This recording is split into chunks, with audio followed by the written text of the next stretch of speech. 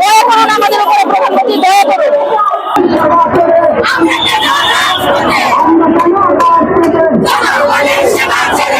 অনেক জায়গায় জমা দিয়েছি, স্বাস্থ্য মন্ত্রণালয়ে দিয়েছি, সিটি কর্পোরেশনে দিয়েছি, দক্ষিণ সিটি কর্পোরেশনে দেওয়া হয়েছে। এমনকি আমরা বিভিন্ন বিভিন্ন মন্ত্রী লেভেলে গিয়েছি, যার যার স্থানীয় যে এমপি আছে তাদের কাছেও গিয়েছি। আমাদের চাকরি বহাল রাখতে চাই, এটা আমাদের দাবি।